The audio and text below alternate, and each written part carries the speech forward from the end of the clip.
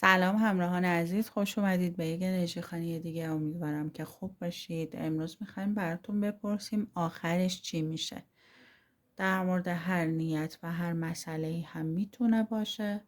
دستتون کاملا بازه. وقتی میخواید ببینید نتیجه اون نیت و سوالتون چی هست، میتونید به این ریدینگ گوش بدید.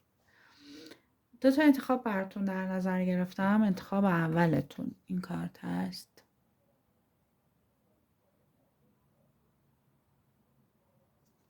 و انتخاب دوم این کارت.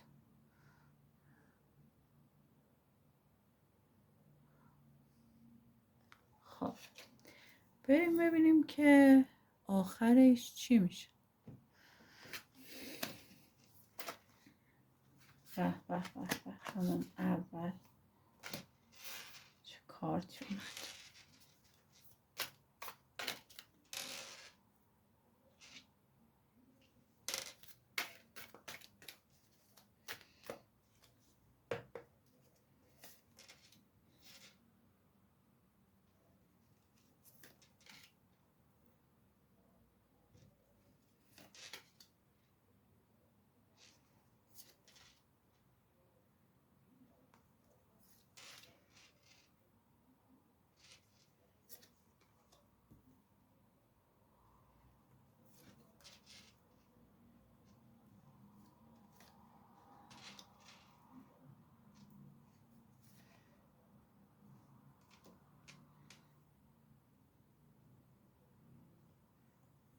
خب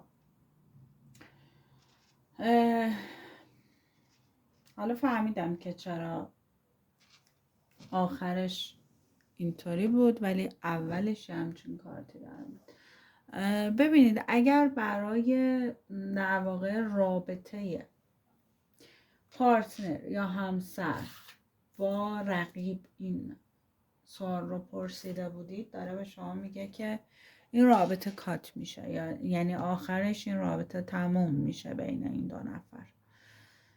ولی اگر برای خودتون نیت کرده بودید که مثلا نتیجه این رابطمون چی میشه، چی قراره بینمون پیش بیاد، به ازدواج میرسه نمیرسه، مثلا طرف برمیگرده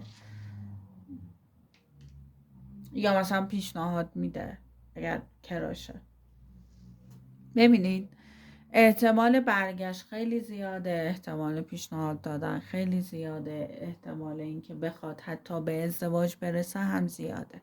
ولی یه ولی وجود داره اینجا، داره میگه که به صلاحتون نیست. یعنی اگر برگرده یه چند صباحی با همین ولی دوباره کات میشه رابطه. اگر پیشنهاد بده، حالا شما یه مقطعی رو با هم صحبت میکنید، بعد تموم میشه. حتی اگر با این شخص ازدواج هم بکنید، خدای نکرده ممکنه ختم به طلاق و جدایی بشه. یعنی آخرش در نهایت پوچه. حالا فرقی نمیکنه مسائل کاری، مالی، احساسی، هر چیزی که هست، میگه این فرصت در اختیارت قرار میگیره، شرایطی که میخوای فراهم میشه، ولی بحث اینه که موندگار نیست، برات نمیمونه. یعنی حتی اگر برای مسائل مالی هم بوده، خیلی احتیاط کنید، مراقب باشید، چون میگه که ممکنه که شما یه ثروت بزرگ، یه سرمایه، یه پولی رو از دست بدید. پس بیگدار با آب نزنید. اگر یه چیزی مثلا حالا ظاهر فریبنده ای داره، شما رو داره وسوسه میکنه به انجام کاری، ممکنه نتیجه کار اونی که فکر میکنید نباشه و به ضررتون تموم بشه. پس احتیاط کنید و مراقب باشید، چون آخر کار متاسفانه نتیجه نهایی ضرر، خیانت، ناراحتی و به هر حال اتفاقات خوبی نمیبینم.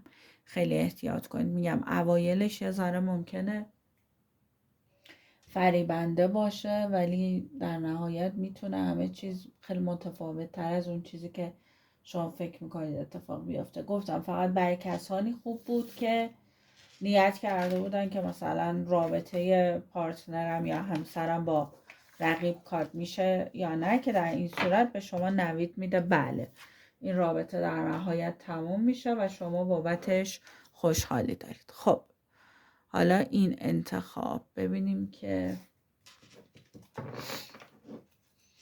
برای شما آخرش چی میشه.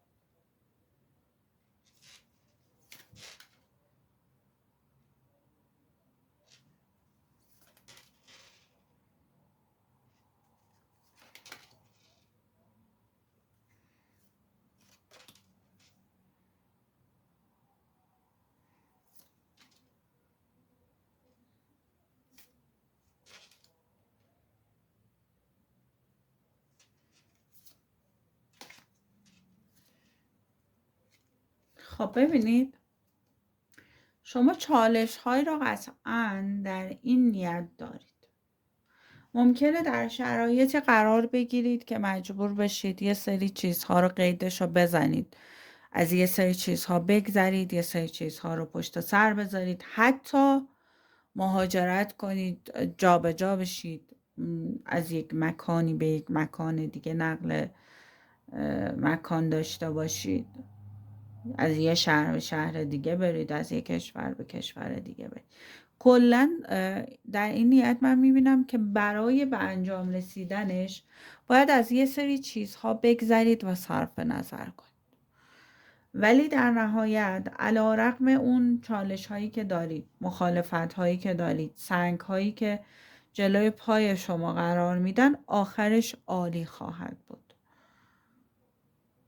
و خوشحالی، یک آینده روشن، ازدواج، عشق، حالا اگر برای مسائل غیر احساسی برکت، یک شراکت، یک توافق خوب، یک اتفاقات خوب مالی براتون میافته و اونجاست که شما به خودتون میگین که خب ارزشش رو داشت که مثلا من بخوام از یه سری چیزها بگذرم، یه سری سختی ها رو تحمل بکنم، یا مثلا از شهرم دور بشم، از خانوادم دور بشم، از خیلی چیزها به هر حال بگذرم.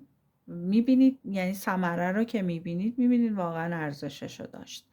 و میتونم بگم این توی طالع و سرنوشت شما، توی تقدیر شما هست و شما حمایت کائنات رو دارید در این مسیر و این راه. تردیدهاتون رو کنار بذارید. اگر کسانی دارن شما رو دودل میکنن، شما رو میترسونن، یا غیر مستقیم مثلا حرفهایی با شما میزنن که شما اعتماد به نفستون رو از دست بدین و بخواین عقب نشینی بکنید، داره میگه که به حرفاشون توجه نکنید. اون اون تصمیمی که فکر میکنید درسته رو بگیرید، انجام بدین، چون قراره به بهترین شکل به نتیجه برسید. به خودتون اعتماد داشته باشید، به قدرت هاتون کم نیارید، شما تواناییشو دارید و در نهایت خیلی بهتر از اون چیزی که میخواین در انتظار شماست و نتیجه بسیار رضایت بخش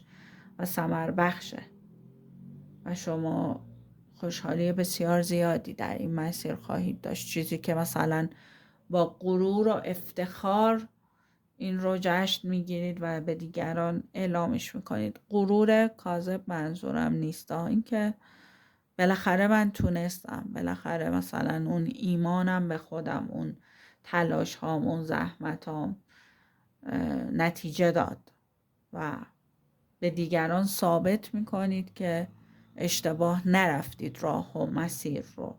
بهتره اینطوری بهتون بگم. در این مسیر یک نفر هم خیلی حامی شما خواهد بود. میتونه یک پیر خردمند باشه، یک دوست دانا باشه، یک مشاور معنوی باشه، یک مثلا شخصی باشه مثل حالت مثلا چطوری بگم، جزء نیروهای نوری باشه، مثل مسیح، مثل حالا هر کسی که تو بهش اعتقاد داری،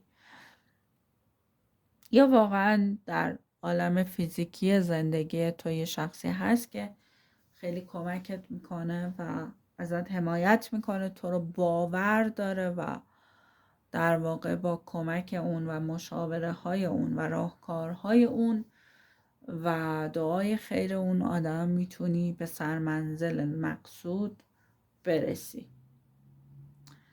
خب ایشالله که خیر باشه برای همتون، هر دو دسته‌ای که گوش دادید این انرژی خوانی رو.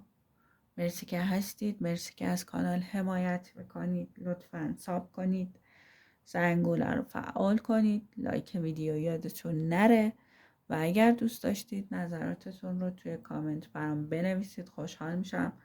بچه‌ها من همه کامنت ها رو میخونم چون خودم این کار خیلی دوست دارم و به خاطر به هر حال وقتی که میذارید، به احترام وقت و انرژی که میذارید کامنت میذارید، من این رو وظیفه خودم میدونم که حتما کامنت شما رو پاسخگو باشم.